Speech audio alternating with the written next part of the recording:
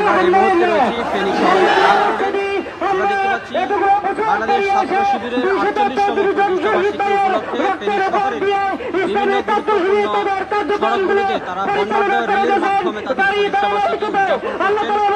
সেই সাথে বর্ণাঢ্য রেল শেষে ফেনী ট্রাঙ্ক রোডের দোয়েল চত্বরে এই মুহূর্তে তারা সমাবেশ করছে। সমাবেশে বক্তব্য রাখছেন ফেনী জেলা ছাত্র শিবিরের সভাপতি এবং সাধারণ তারা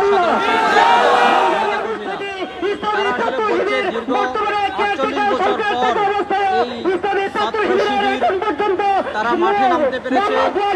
একেবারে উন্মুক্ত পরিসরে 48 বছর পর তারা মাঠে নেমে তারা তাদের যে কর্মসূচি সেটা তারা পালন করছে বলে তারা বক্তব্যে বলছে।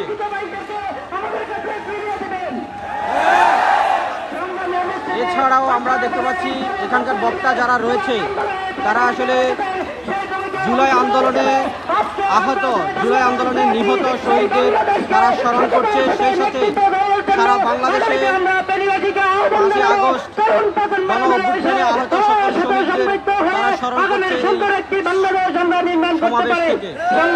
তারা বলছে ছাত্র শিবির এবং বাংলাদেশ জামাতে ইসলামের যে সকল নেতাকর্মীরা আটক হয়েছে, যারা কারাবন্দী রয়েছে, তারা আজকের এই সমাবেশ থেকে তাদের মুক্তি দাবি করছে।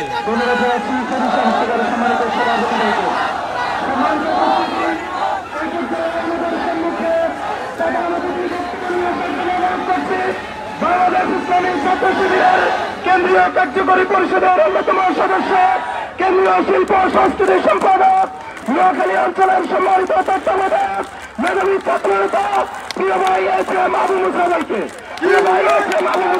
তার বক্তব্য নিয়ে আসার জন্য অনুরোধ করছি।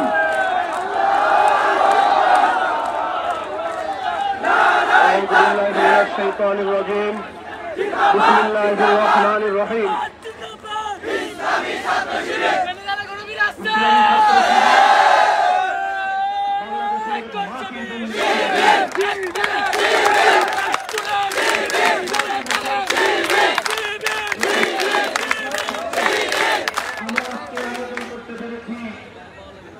জুলাই বিপ্লবের অসংখ্য 2000-এর অধিক শহীদের রক্তের উপরে দাঁড়িয়ে জানতে ভাই আপনারা জানেন 1977 সালের 6 ফেব্রুয়ারি ঢাকা বিশ্ববিদ্যালয় কেন্দ্রীয় মসজিদ থেকে মাত্র 6 জন ভাইয়ের হাত ধরে এই ছাত্র শিবির প্রতিষ্ঠিত।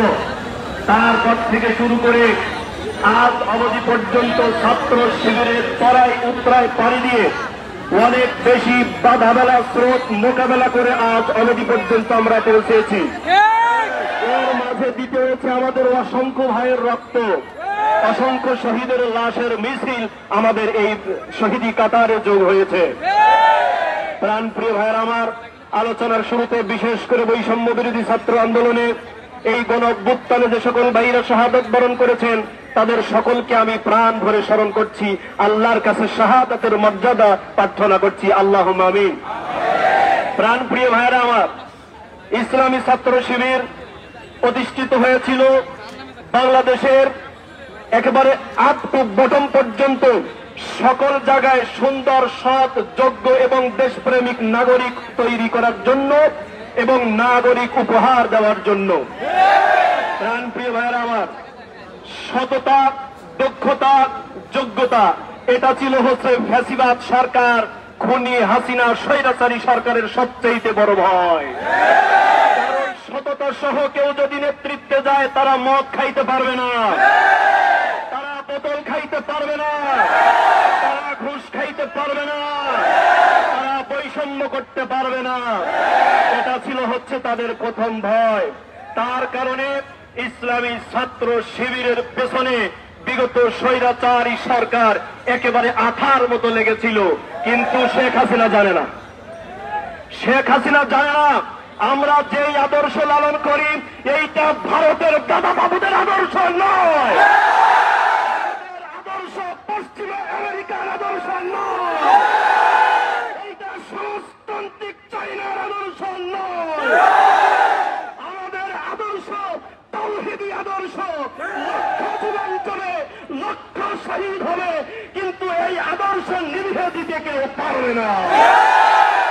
আমরা কোন বাবার আদর্শ লালন করি না, আমরা কোন স্বামীর আদর্শ লালন করি না। যখন তখনও বলেছি হাসবুনাল্লাহ। যখন শহীদের লাশ যুক্ত হয়েছে তখনও বলেছি হাসবুনাল্লাহ। বৈষম্য বিরোধী ছাত্র আন্দোলনে গুলির সামনে দাঁড়িয়েছি ছাত্রদের সঙ্গে, তখনও বলেছি হাসবুনাল্লাহ। 28 অক্টোবর গুলির সঙ্গে দাঁড়িয়েছি, তখনও বলেছি হাসবুনাল্লাহ। আজও পর্যন্ত প্রয়োজনে লক্ষ শ্রেণীর কর্মী এই দেশ গড়ার জন্য জীবন দেবে, কিন্তু তখন আমরা বলে দেব হাসবুনাল্লাহু নি'মাল ওয়াকিল।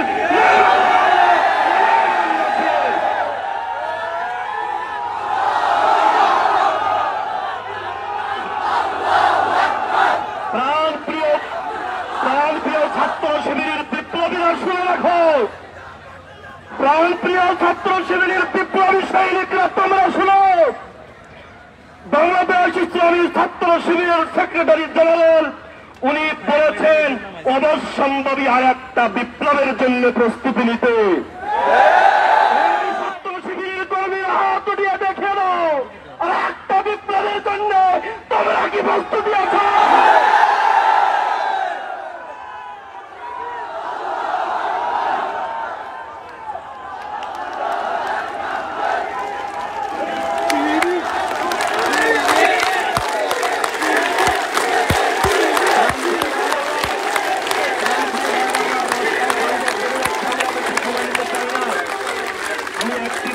বলতে চাই, বহুদিন পরে সকল বৈষম্য দূর করে সুন্দর একটি বাংলাদেশ গড়ার প্রত্যয়ের সময় এসেছে আমাদের।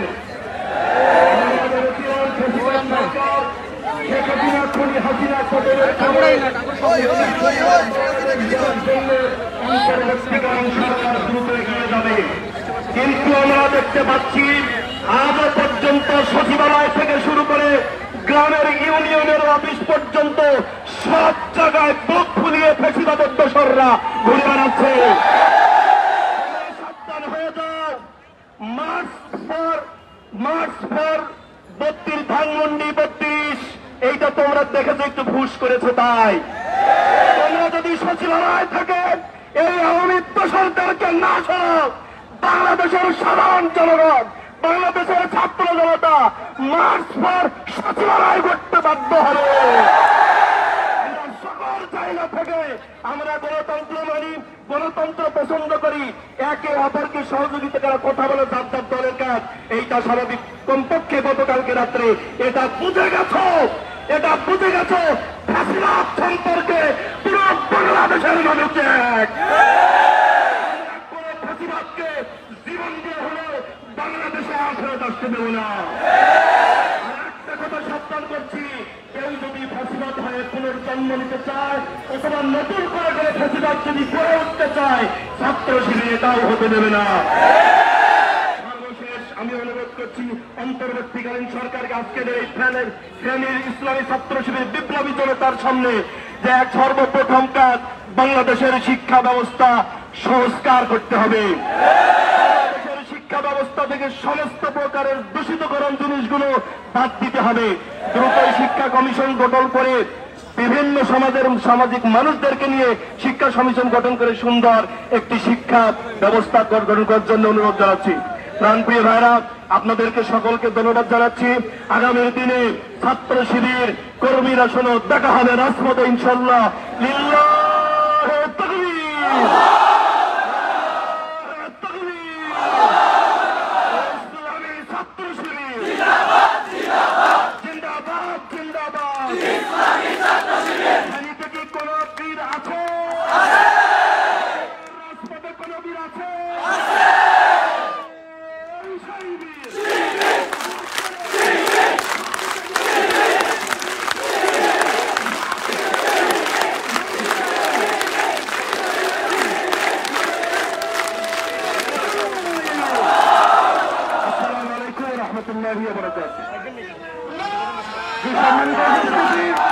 আপনারা যারা কষ্ট করে উপস্থিত হয়েছেন সবাইকে আন্তরিক ধন্যবাদ জানাচ্ছি। আমাদের কর্মসূচি আমরা এখানে সমাপ্ত ঘোষণা করছি। রাস্তায় অনেক যানজট হয়ে যাচ্ছে, তাই সবার মতো করে চলে যাবেন। এই জায়গাটা এখনই খালি করতে হবে, 30 সেকেন্ডের মধ্যে খালি করবেন। সবাইকে ধন্যবাদ, 30 সেকেন্ডের